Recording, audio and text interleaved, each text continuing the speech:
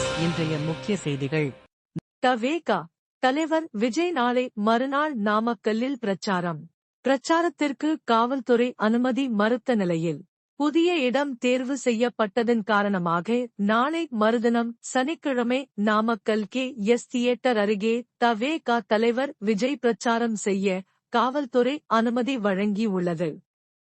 கிருஷ்ணகிரி மாவட்டம் ஓசூர் அடுத்த பேரண்ட பள்ளி கோபச்சந்திரம் சாலை விபத்து 5 வாகனங்கள் அடுத்தடுத்து மோதிக்கொண்டதால் கிருஷ்ணகிரி பெங்களூர் தேசிய நெடுஞ்சாலையில் கடும் போக்குவரத்து எரிச்சல் ஏற்பட்டது.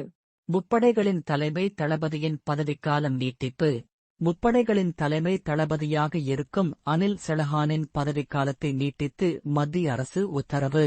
இம்மாதத்துடன் அவரது பதவிக்காலம் நிறைவடைய இருந்த நிலையில் பதவிக்காலம் மேலும் 8 மாதங்களுக்கு நீட்டிப்பு.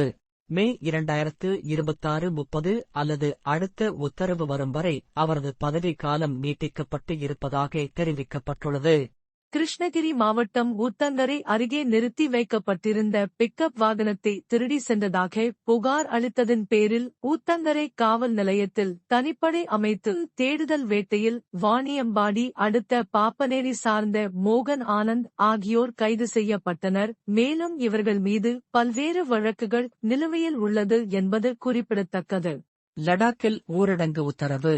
லடாக்கிற்கு மாநில அந்தஸ்து கேட்டு நடைபெற்ற போராட்டம் வன்முறையாக வெடித்தது.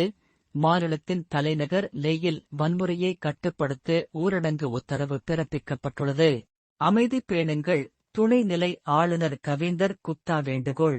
லடாக்கில் வன்முறையை தூண்டிவிட்டு நேபாளம் மற்றும் வங்கதேசம் ஆகிய நாடுகளின் நிலைமையோடு ஒப்பிட சில தீய சக்திகள் முயற்சிப்பதாக லடாக் துணைநிலை ஆளுநர் கவிந்தர் குப்தா குற்றச்சாட்டு.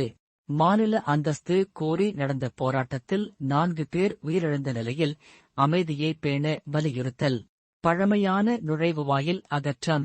தென்காசியின் செங்கோட்டையில் தமிழ்நாடு கேரள எல்லைப் பகுதியிலுள்ள திருமங்கலம் கொல்லம் நெடுஞ்சாலையிலுள்ள நூற்றாண்டு கடந்த பழமையான நுழைவுவாயில் போலீஸ் பாதுகாப்புடன் இடித்து அகற்றம்.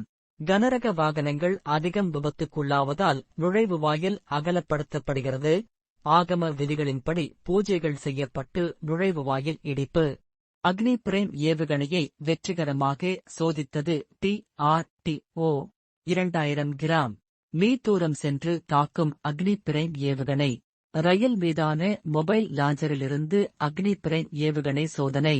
முதல் முறையாக மொபைல் லாஞ்சரிலிருந்து அக்னி பிரேம் ஏவப்பட்டது.